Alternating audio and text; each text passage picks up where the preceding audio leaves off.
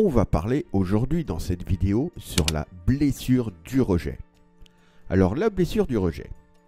La personne qui souffre de la blessure du rejet a le sentiment d'être repoussée et non reconnue par les autres. Le rejet est considéré comme une forme de mépris, de refus ou de dénigrement. La blessure du rejet fait partie des 5 blessures émotionnelles. Si elle prend racine pendant l'enfance et l'adolescence, il faut savoir aussi que par la suite, elle va impacter la vie de milliers d'adultes. Cette blessure influence dans de nombreux domaines dans votre vie, comme une faible estime de soi-même avec un besoin d'appartenance, besoin de valorisation et de validation, de l'anxiété sociale, mais aussi des difficultés à construire des relations amicales, amoureuses et professionnelles saines et équilibrées avec un grand sentiment de solitude.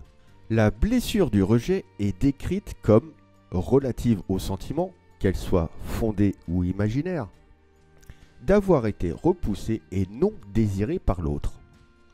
Elle va influencer tout le système de pensée d'une personne. Si on a la pensée corrélée à l'autre, elle est profondément liée à notre identité et à nos croyances. Au quotidien, cette blessure peut être un véritable poison. Désengagement social, peur de l'investissement ou totalement à l'opposé, une grande dépendance affective, le sentiment de non-appartenance et un besoin extrême de reconnaissance. Alors, voyons maintenant les symptômes de la blessure du rejet. On peut avoir des réactions excessives, incapacité à passer à autre chose, réagir avec trop de colère, se protéger contre le jugement, l'anxiété et stress, et être dépendant et auto-insuffisant. Alors, je vous ai fait un petit tableau sur 3 questions. Comment la blessure du rejet nous affecte-t-elle? Bien sûr, ça va créer un traumatisme, une dépression, une réponse à la douleur et l'anxiété et stress. Comment peut-elle nous affecter? Forcément par le rejet, la manipulation ou la frustration. Comment reconnaître la blessure du rejet?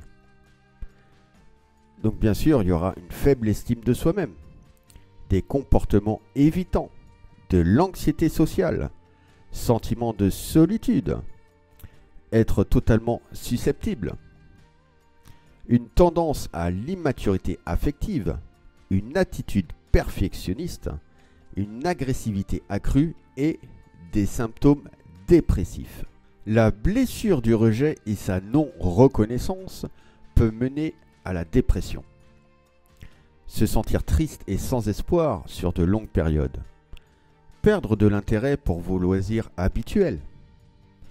Vous dormez mal ou peu. Perte ou prise de poids sans changement de votre hygiène de vie. Vous aurez aussi des difficultés à vous concentrer. L'impression d'être inutile et vous êtes de plus en plus pessimiste.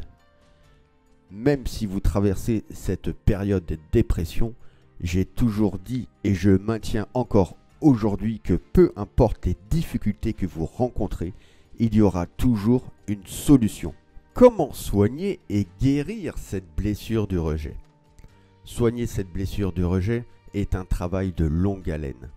L'apaisement de cette blessure va vous demander un réel travail d'introspection. Et en premier lieu, il va falloir faire la paix avec vous-même ainsi qu'avec les autres grâce à ces 3 étapes. En 1, identifier et accepter votre blessure émotionnelle. En 2, apprendre à vous reconnecter à votre corps et votre mental. N'oubliez pas que votre physique, votre corps vous donne des signes et il faut être très à l'écoute de ces signes. Et en 3, faites un développement personnel. La première étape pour guérir de cette blessure de rejet est d'identifier son origine. Et pour ça, il existe de dizaines de raisons. Identifiez et acceptez votre blessure émotionnelle. À voir si vous avez vécu de la maltraitance durant votre enfance ou adolescence. Et cette maltraitance, elle peut être soit physique ou mentale. Dénigrement constant de votre entourage.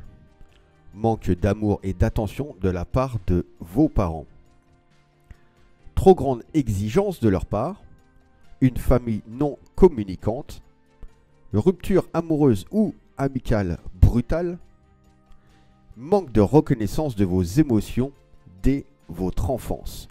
Mais pour ça, il y a encore d'autres raisons. En 2, apprendre à se connecter à son corps et à son mental. Donc votre corps et votre physique vont vous donner des signes bien sûr physiques.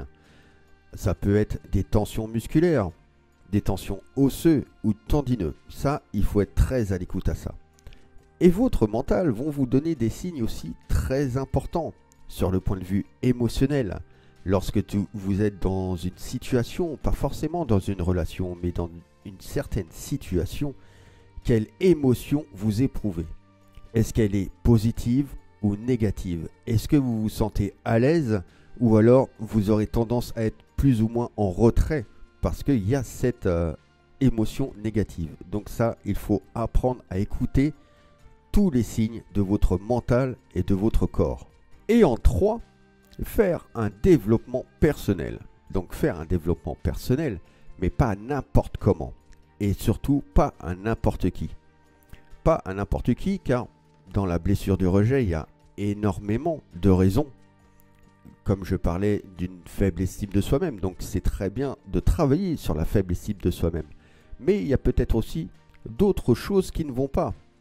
Donc dans le développement personnel, on peut citer la confiance en soi, l'estime de soi, mais ça va bien plus loin. Il y a aussi l'intelligence émotionnelle. Il y a énormément de choses, mais faire un développement personnel, mais être suivi. La blessure du rejet vous a poussé aussi à avoir un masque social, uniquement pour vous protéger. Mais aussi parce que vous pensiez que c'était uniquement la seule solution pour être reconnu, apprécié et aimé. En amour ou au travail, cette blessure a été la cause de nombreuses angoisses et peines. Reconnaître les signes de cette blessure est le premier pas pour avancer et guérir. C'est la fin de cette vidéo. On a fait un petit peu le tour sur la blessure du rejet et je vous ai donné quelques solutions. Je ne vous ai pas tout donné bien sûr, mais vous pouvez quand même évoluer avec ça. Je vous dis à bientôt pour d'autres vidéos.